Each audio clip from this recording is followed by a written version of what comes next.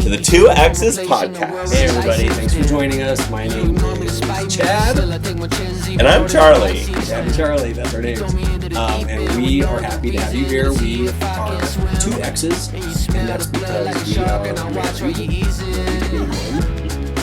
are gay married men. Who are not exes to each other, but each of us are exes to a major organized religion. Right. I'm an ex-Jehovah's Witness who was disfellowshipped about 3 years ago. And I'm an ex-Latter-day Saint, the Mormons. From, Sorry, how long ago? Usually I do that for you. The Mormons. I know. There's an old commercial, everyone. Look it up later. Not now. Anyways. But if it's the Mormons. Every week we're going to be discussing our relationship, our past, what it was like to grow up in two very different churches, but very extreme churches, and then what life is like after that. We also have a lot of shared experience, even though we've been a part of very different overlapping religions because of the way that we grew up with our family lifestyle, coming to terms with our sexuality, and really just managing belief versus shame versus identity, which we're going to talk about more soon. Right. And we'll always be respectful. Like, we may not be a part of those churches anymore, but we love our families who are still a part of them. So much. We have no ill will or, we're not, what's the word I'm looking for? We're not bitter. Bitter, thanks. Life not bitter is bitter. So we may say some shady things, but just know they're meant in love, and everyone has a past, and we can all be salty about it. So, and each of us recognizes that we wouldn't be the people that we are, and we wouldn't want to be any other person than the person we've become with our experiences, and that includes the faiths that we've been a part of. Right.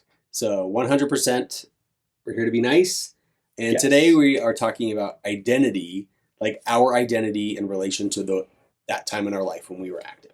Exactly. We're going to ask each other some questions. Mm-hmm. We're going to discuss our experience, and hopefully some of it can speak to your experience, or maybe you'll learn something if you didn't grow up a Witness or a Mormon. Right. So this is the time.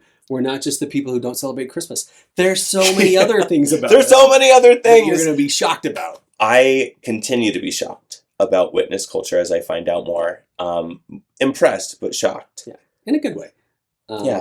So stay tuned for today. Oh, one thing, we were trying to change our names to protect our families, so you're going to hear us call each other Chad, Charlie, David, Ben. We're just going to let you figure out who's who, and hopefully you come back next week and that tells us that you care who's who. Yeah, try having a first episode of a podcast with someone that you talk to all day long every day and then suddenly change their name. We're going to keep messing up. Yeah, because we have no idea what we're doing. So Thanks, enjoy the David. podcast today. It's brought to you in part, I think it's brought to you by the letter C, which stands for compassion. Oh no, it's E for empathy. Oh, I was So hoping... C and E, and what else is it? Who else are we sponsored by? Well, I think we're allowed to swear on this podcast, and so I'd like to be sponsored by the C word. Ooh, yeah. Because you need charisma, uniqueness, nerve, and talent to be this gay. So stay tuned. I hope you enjoy the show. Thanks, everyone. Bye. Oh, not actually, bye. We'll see you in a minute. Before we get to the next one, don't you think we should get a drink? Oh, yeah. Okay, so coming up, cocktail confessions. Yeah, cocktail confessions. So we're going to go make a cocktail, and then we're going to come back, and we're going to record the show. So stay right there. We'll be right back. Soon. Welcome back. Hey there. Thanks for joining us on Cocktails and Confessions. This is where we have a cocktail. We ask each other questions about what the topic is today, which it's identity. Yeah. How did growing up in the ways that we did, religious, family, coming to terms with our sexuality, impact us in the long run? Very nice. And today's cocktail for me is brought to you by, I never remember, Hidden Hollow, Haunted. Hang on, we've got it. Anyways, it's Water. a nice distillery out of Lolo, Montana, or Missoula, I think. Haunted Waters Bourbon. So this is a highball. Whiskey, lemon, club soda. And for my gin lovers and Utah folks, this gin martini with a twist is brought to you by Temple of the Moon. And it's phenomenal. It's beautiful. Cold glass, dry vermouth. The actual place or what? The gin? The gin. Okay. It's wonderful. And I'm sure the Temple of the Moon, wherever it is stunning. Dry vermouth, lemon, toss it, and fill it up with ice cold gin. That's right. Cheers. Prost. Anyways, so Cocktails with Confessions. Today's identity. We are going to ask each other 3 questions. 3 questions, yeah. And then we'll both discuss the questions, but it kind of goes into that topic of identity, and it takes us a little further into our past. Yeah. So, if you don't mind, I'll start. No, I'd love to hear. We haven't prepared these questions, by the way, so I have no idea what David... I have no idea what Chad is going to ask me. Yeah. I don't know what David's going to ask you either. We're going to bleep those out. Bleep, bleep. This is anonymous, anyways, after all. So hopefully my questions are on topic, because identity was a little harder for me because in the witness world, we don't... No, I guess we do, but that is our identity. So it's not like we get value out of it because it just is. It would be like, your first name. Yeah. It just is. So identity's harder in the witness world, but identity is a very big part of Mormon culture. Identity is huge because it has so much to do with free agency. And to hear it and say it now, free agency, means something completely different. But it is the ability to choose for yourself because you are an individual and you know exactly where you come from and hopefully where you're going to go. What does free agency mean to you now? I mean, now it means something that then it's hard to look back on a time where I didn't feel actual agency, to think about the freedom that I have to honestly do whatever I want and embrace whatever. Then you thought that, or now you thought that? I mean, it's the transition from then to now. Free agency then was... This does not count as my question, by the way. Okay, well, it's still good conversation. Why don't we jump into your question, and we'll jump back into free agency another time. Okay. My first question is, when you look back on your past, what made you a successful Mormon? And why was that important? What made me a successful Mormon? Well, it's funny, and I'll spoil it now. It's similar to my first question, but we'll still keep it. Save it. No, I'll save it. Okay. I'll answer your question first. What made me a successful Mormon? Well, success for a Mormon is kind of playing the long game, getting access to, in the very distant, eternal long term, your own planet, where My God, what a get! I know. It's no wonder that they're all walking around so arrogant, because they were promised a planet. Like, nobody gets a planet. I feel like if you're good, you should get a planet. You get everlasting life if you're a witness, and most people just get heaven. I know about your witness everlasting life, and I have my questions about it, but we'll get to it.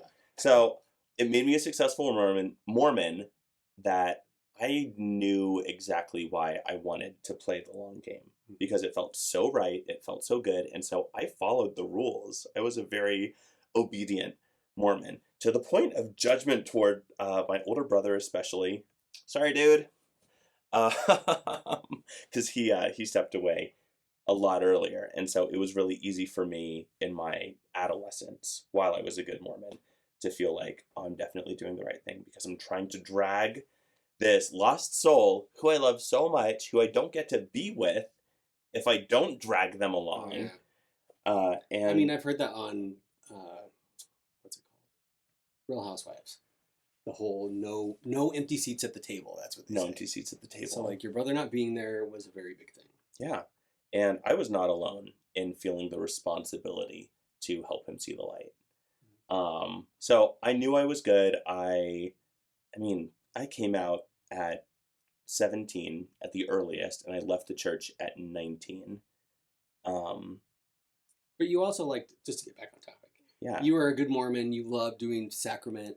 And fasting sacrament. Because that was good Mormon testimony. For me was a young man, is the point I was trying to make. No, it's then you love helpful the choir part of it. Yeah. Oh my God.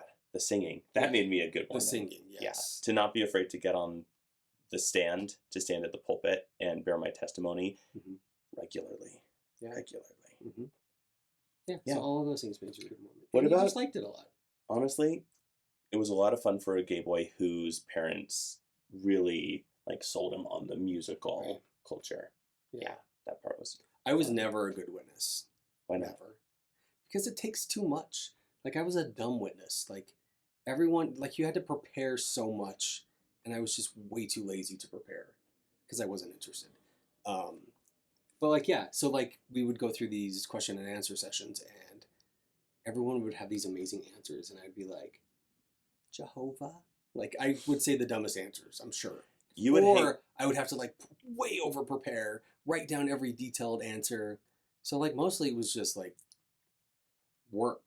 Can I just input there that your first reaction is that you weren't a good witness because you didn't always put in the actual study time. But even that, by Mormon standards, you would have been incredible. Yes, so a successful and I don't is a very different bar between witness and LDS expectation for doctrine knowledge. No. I just need to point out. But I've been to meetings, and there's not a lot of. You don't need to prepare. Nobody's coming prepared except for the people on the stage, and some of them didn't seem prepared. Some of them seemed like they were winging it.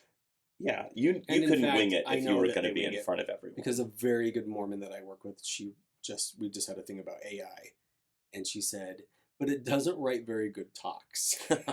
And I told her, well, maybe you should upload the words of wisdom in the Book of Mormon and then tell it to write the talk. Because right now it's just guessing. Yeah.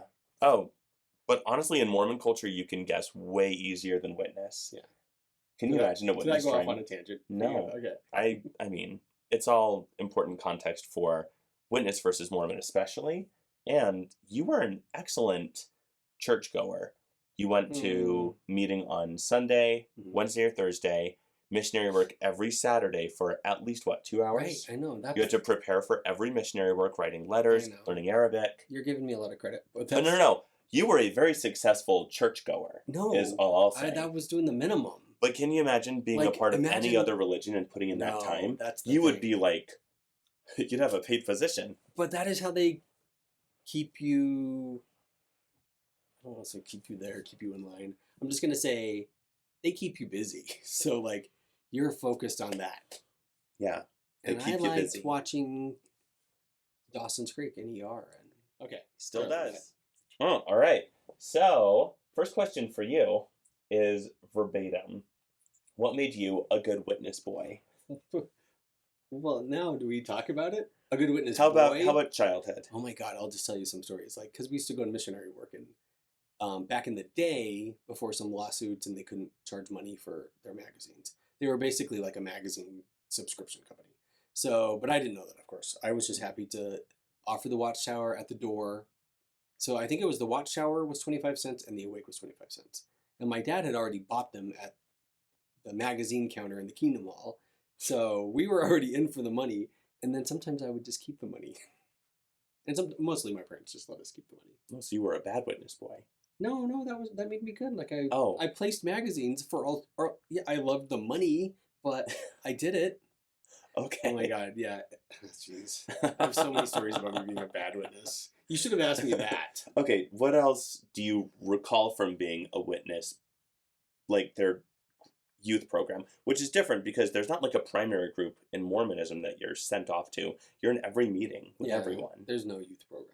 So, like, when was the earliest that you actually gave to the congregation? Okay. So, you're supposed to comment even from a young age. When you're a baby, you are expected to answer at the meetings. When someone's bringing the microphone. Yeah. They ask a question, and the kid asks or answers the easiest question, and everyone's like, "Oh, it's so cute," and it really is cute. So I can't dog that. Brainwashing. No, brainwashing. Who doesn't want to see a little kid say something sweet like an adult? It's true, and I hate to say brainwashing because I know that would hurt so much of my family. And so much of my family. Well, so much of my family that has left the church because there's still so many fond memories. Yeah. Where it's like, it didn't ever feel like brainwashing. Isn't that kind of a sign? No, that's really good brainwashing.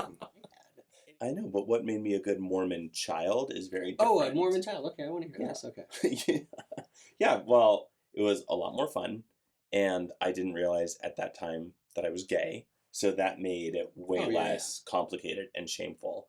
And I was like, I don't know, the standout memories, because growing up in Maryland in a smaller branch meant that I wasn't seeing Mormons out at school or in the neighborhoods here in Utah.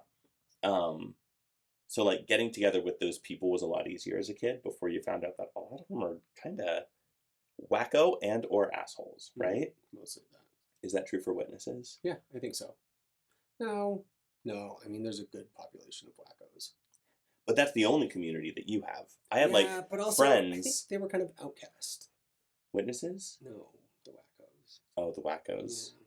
Well, if they're the only people that you can talk to, of course the weirdest of the weird will be outcast by everyone, right?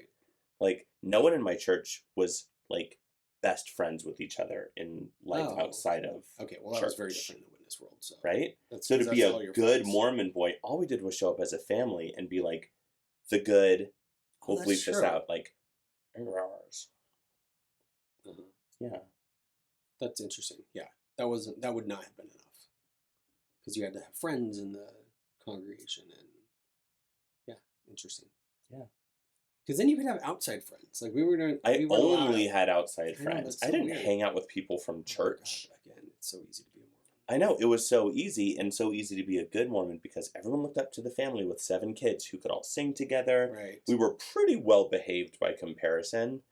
Yeah, I mean, I don't want to, like, give them too hard of a time because then there's, like, so much keeping up with the Joneses within that community, the Mormon community especially. Oh, yeah. There you go. That's not easy about being a Mormon. Is trying to keep up with whoever bought a Rivian. What's a Rivian? It's a car. And I just see a lot of that shit. Secret Lives Rivian. of Mormon Wives. Women drive them. I think all of them drive one. And I'd never heard of it before, and then I saw it several times on the show. And... Okay. All right, moving on. Moving on. What's your second question? Do you ever regret removing your name from the roster or rolls or whatever they're called? Short answer, no. Long answer, no. Well, tell everyone what that means. Well, for someone in the Church of Jesus Christ of Latter-day Saints to have your name removed would require a small number of different options. One, either you are forcefully excommunicated, which I wasn't, or you have to write in. Lucky. I know. Oh, yeah. I mean, either way, it's way less hardcore than witness disfellowship. Oh, yeah. I'm sorry. We don't need to. No. I feel like I'm like, wow, we had it so hard. Anyways, go on. I don't ever regret writing in and having to be pretty blunt and upfront about, hey, I have no desire to affiliate myself. I don't need to think it over. I don't need to pray about it. I've prayed a lot about it, actually. I've read the Book of Mormon multiple times.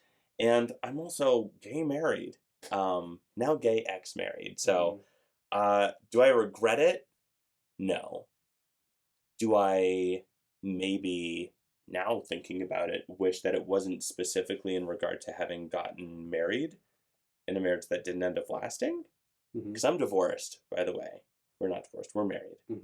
But I was married before, which is a huge no-no in most religions. His then husband, now his ex-husband. Yeah, then husband, now ex-husband. Right, you got it. Yeah, I don't ever regret it. It was the right decision. Maybe a little belated.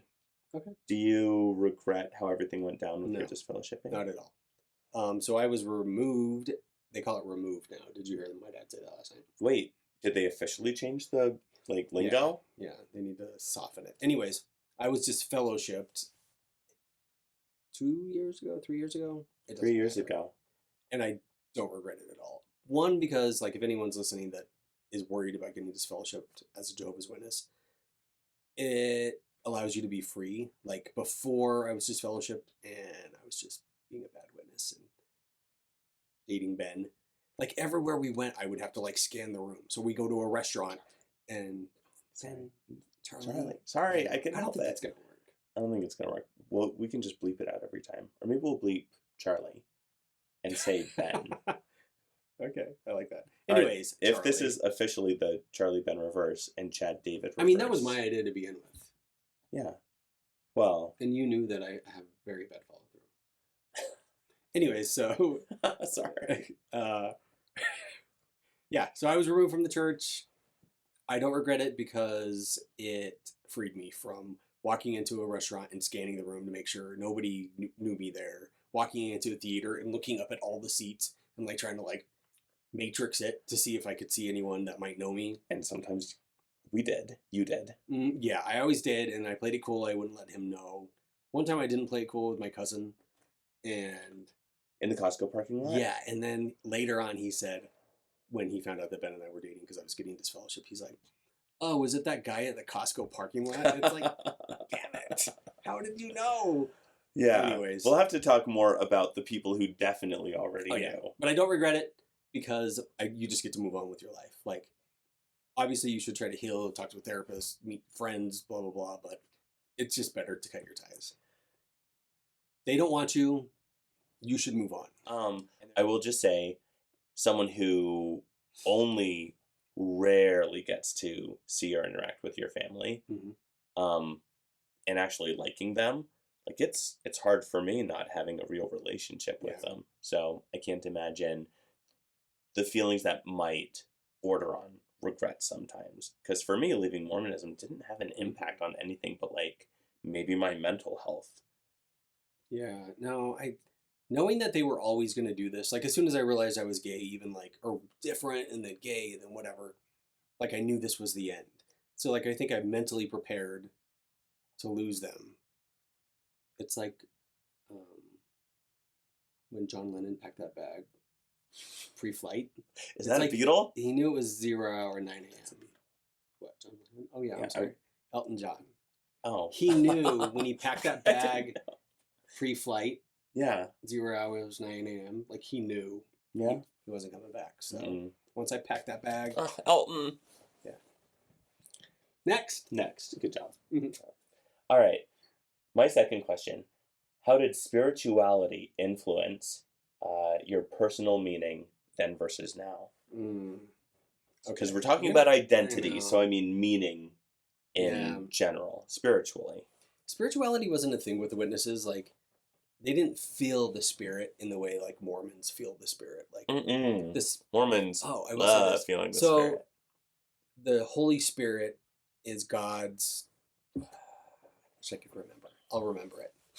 The Holy Spirit is God's ghost, shroud. Well, he's the Holy companion. Ghost. The Holy Spirit is God's active force in the witness world. That means he is there to accomplish God's will. So to feel the Spirit is to allow the Spirit to lead you in God's will, which would be the preaching work. That's where you would feel the Spirit. Okay. And so that manifested in missionary work and telling other people about it. Yeah. It's also like, no, I'm just saying like, so there was no spirituality for us, which is weird. Oh. So it wasn't ever like an emotional connection. No, that's because he's a worker. Like they're all workers. So he's God's active force. He's just making sure God's work is done. So he's in the preaching work, making sure they're knocking on the right doors with the people with the right heart condition. Let me finish. That right. And then who need God? Who need he's Jehovah? Also like it's a dangerous thing. That's why they have to disfellowship people, because if they overlook wrongdoing in the church, it could block God's Spirit from blessing the entire congregation. That's a big fucking deal. Yeah. That's why you got to cut them off. So the people who are shamed into shunning someone, essentially, are doing it so that they can stay connected to God's force. Right, yeah, because the Kingdom Hall is the house of God. So when worship is done there, like that's when his Spirit is giving you his, I don't know, making his will be done. I don't know. So that's spirituality then. What about spirituality for you now, post-witness spiritualism? Yeah, that's different. Okay, because I'll also say like on the dark side of spiritualism is like demonism. Would you say that? Mm-hmm. And so like, even though we didn't believe in being spiritual, like in that way, like, oh, God's Spirit touched me. Demonism was a real thing, and I was very afraid of it. I can attest. Yeah. I think some of the first times that I smoked weed around you, you had a real fear that I was being or would be possessed. Yeah, because there's some word in the Bible, fear. Like, it's a Greek translated word, pharmakia, and it talks about spiritism, but pharmakia, obviously, we know, is like drug. So my dad made it very clear that when you use drugs, you allow spirits to enter your body or your mind or just be there. I guess. Is that in the Bible? Is that where they cast him into the pigs or something? I mean, I don't know the exact part. But witnesses can back everything up in the Bible. They are scholars. But not me. Because I was oh yeah, that does make you a bad witness. I got the gist and I could find it. So if we were at the door and we were talking about this, I'd be like, I have proof. I know where it is. It's in the Bible. If you just give me a minute and let me look it up. Yeah. So anyway, so that's changed the most because while I was never spiritual and I still don't feel spiritual at all. Like we can talk about breath work and chakras and another time, but just saying we can talk about that next. So anyway, why I never felt that, I did feel demons were real, spirits were real, ghosts were real. So then when I'm like, oh wait, none of it's true, it was like a light bulb went on or off in my head because they went away. Yeah. So yeah, I couldn't watch scary movies. Now I can watch scary movies. Nothing bothers me anymore. I used to literally be afraid of the dark. Now you almost have an unhealthy fascination with things that are scary movie demonic. Right. It took you a while to open up to tarot cards. Oh yeah, that's right. Yeah, I didn't even want them in the house. But I still haven't watched The Exorcist, and I don't think I ever will. Is it that good a movie? I haven't seen it either because I don't deal well with scary movies. People were vomiting when it first came out in the theater. Yeah, that would have been me. But maybe it's because I know that little girl vomits, but I don't know. Anyways, okay. So spiritualism. Yeah. How does spiritualism impact meaning then versus now? So then spiritualism was feeling the spirit, really like having that moment where, it just burns and feels so right and so good. And you're being told you should be feeling the spirit right now. And when you do, it's like, oh my gosh. And you really felt that? Yes. But what do you think it was? I mean, have you ever had a swell of emotion listening to a song that's beautiful? Okay. Yes. It was that kind of feeling. And to feel that at the same time as someone else is so bonding. When did you do that at the same time? Well, a lot through music for my family, so maybe that's why it's easy to account for that. But when someone's bearing their testimony or confessing to something and repenting in public and or being really spiritually open in a way that's vulnerable, you connect with that because you're I felt the spirit in that way too after getting through something similar or after realizing there's a better way. Isn't that just sympathy? It's total sympathy rebranded. And the thing spiritualism. Is learning empathy after living a sympathetic religious life. I'm so glad you said that because I don't think I've ever put it into those terms where I know so well how to be sympathetic. You're right. But real empathy means that you can also confront your own shit with empathy. And I didn't know how to do that. Because I feel it. I feel so good. But when I didn't feel good, it felt so wrong and so broken and so bad. Spirituality for me, especially coming to terms with sexuality, made me feel more than just broken.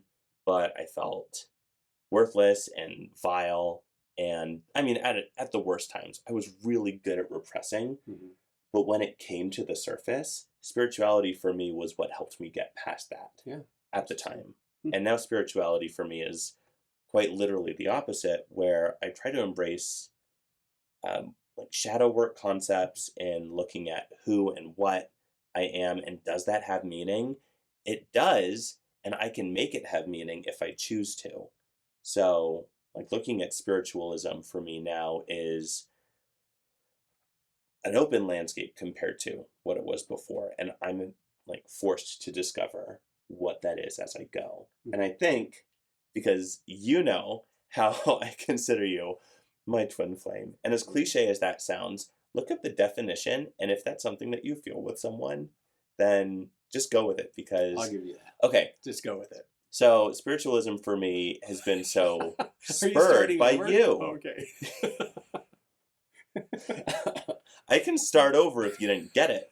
But my point is that feeling the safety that I've had with you to open up spiritually in a safe space, and especially to open up to you about some of the darker elements of the places I still feel shame, and I'm uncovering those, with time, being able to actually trust that there's someone who loves me through that and will remind me why I need to love myself through that, is really great for my spiritual identity now. And I'm thankful to have discovered meaning in a different way since leaving Mormonism. Nice. I like it. Well said. Nigger. Thanks. What is your favorite memory from your old life and identity, and what makes it stick out? Ooh, favorite memory? Related to the church, of course. Yeah. There are a lot of good ones. I think favorite memory group would be living in Maryland and going to my branch and having fun, big event holiday get-togethers, because we were in a very small town. Our schools and communities weren't throwing parties or anything like that. And so if there would ever be a New Year's party at someone's house, like if there would ward. ever... Yeah, it would never be at the church unless it was something like a Christmas... No, but I mean like the ward's New Year's party. Yeah. I mean, it was a branch. We didn't have enough people for a ward. But those were the best memories because they were always so wholesome. They were great for the kids. And in a small community like that where you didn't see people very often, I don't know, it was just like kind of a special treat to see anyone who would dress up like old Jerusalem Christmas market kind of stuff. Was a really vivid memory. Oh, that's cute. I like that. Yeah. Huh. What about you? I don't know. That triggered like a memory of me like not too long ago, like maybe 5-10 years ago, when like we were going to church 3 times a week, and everyone would act like they hadn't seen each other in a week. I'm like, what are you all talking about? You just saw each other 2 days ago. You've only seen each other. And I guess maybe I just wasn't interested enough in anyone. But I'm like, nobody can be this interesting. I know they weren't that interesting. I know. Anyways, it's my question, so I'm going to remember what it was. And it was, a favorite memory. Well, yeah, you reminded me that I did like those. I did like those, we called them get-togethers. Oh, you know what? One of the best things was when you're a kid. So we would go to church 3 nights a week. It was Sundays, it was like the public talk and watchtower.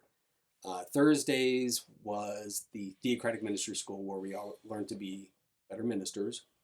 And we would give practice talks. And Tuesday was the book study. And it was just a 1 hour long discussion of a chapter. Yeah, an entire chapter sometimes. Yeah, sorry. How many hours a week is that? Oh my God. Mormons are upset about going to a 3-hour meeting on Sunday. That was back in the day. So that was like 2 hours on Sunday, 1 hour and 45 minutes on Thursday, and 1 hour on Tuesdays. How many hours? And then 2 hours of ministry work. Plus drive time. Yeah. Anyways, yeah, and we drove a long time. Anyways, but on Tuesdays, it was a book study. It was 1 hour, and it was a small group, so maybe 12 to 20 adults. No, 12 to 20 people, kids and adults, all discussing one thing in somebody's home. And then once a month, they would do goodie night, where everyone would bring a different goodie. Oh, that's so cute. And it's like, as a kid, it's like, oh my God, I can't wait for treats. So yeah, that was always fun.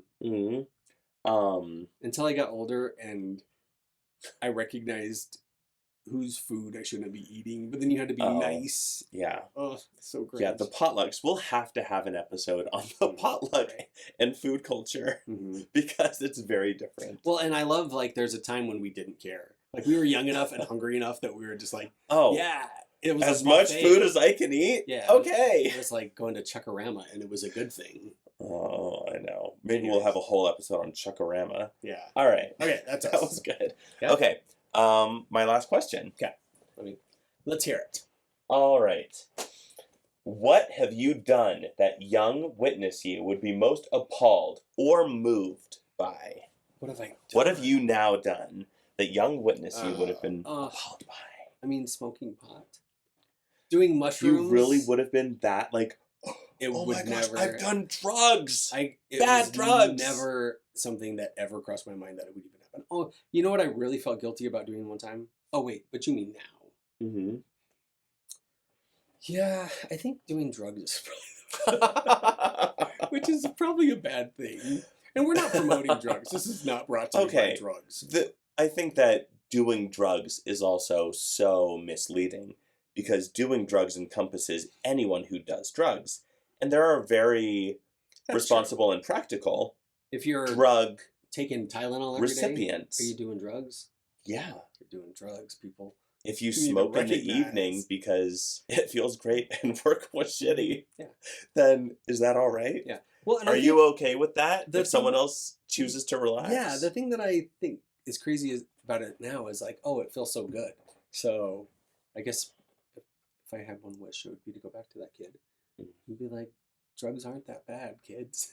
Mm-hmm. What about things like gay sex? Would you have been Oh no, more appalled by that?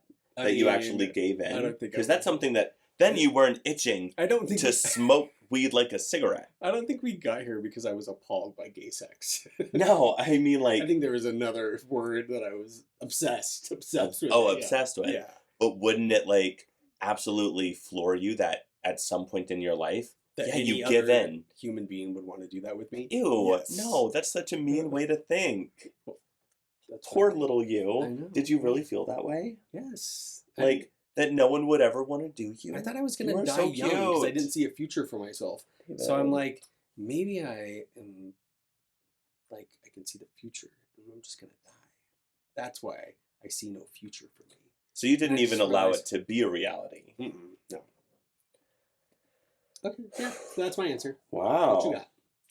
Well, obviously, like, if we're talking about the idea of being gay, Mhm. oh, same-sex attraction, if you give into it, that, like, just the thought, I wouldn't even entertain it, I would less than that. It wouldn't be something that would rise to the surface enough that was allowed to be an actual thought, like a what if, Yeah. because it couldn't happen, because we didn't think about that, because we didn't talk about that. Mm-hmm. So, of course, knowing Yeah, there was no that I came out, Yeah. married a man, well, two men at different times.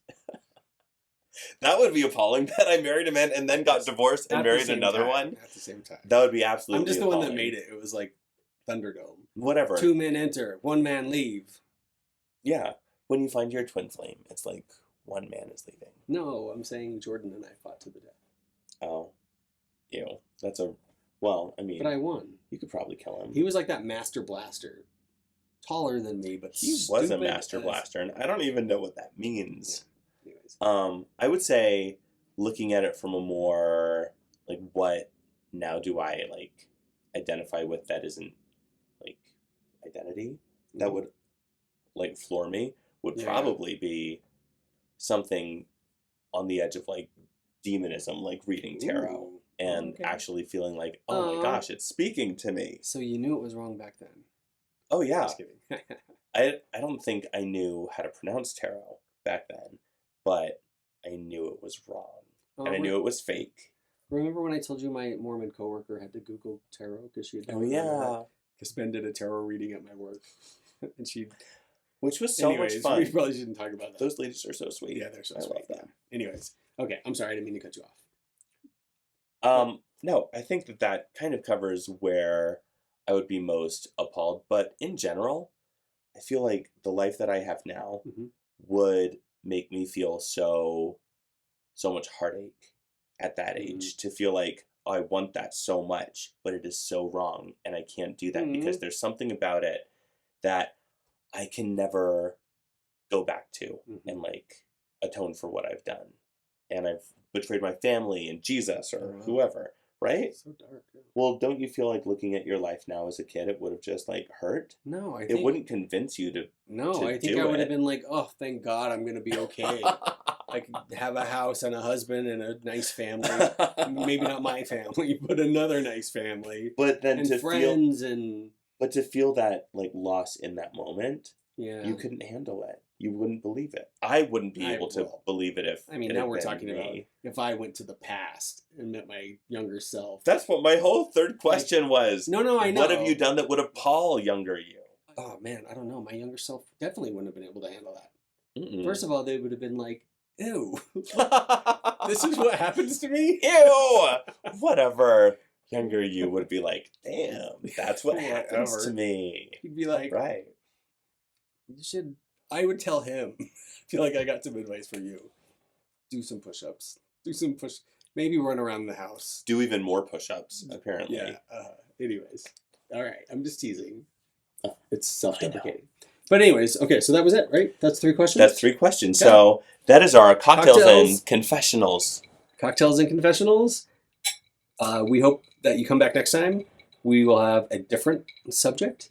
And if we haven't taken up too much of your time, we just want to say stay true to yourself.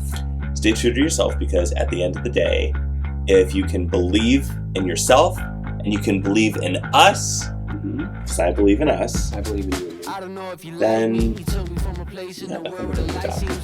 Yeah. And you can pick whatever else you want to believe in. Amen. Amen. You throw me into the deep end with no other reason than to see if I can swim. And you smell the blood like a shark, and I watch while you easing. And I can't stop myself.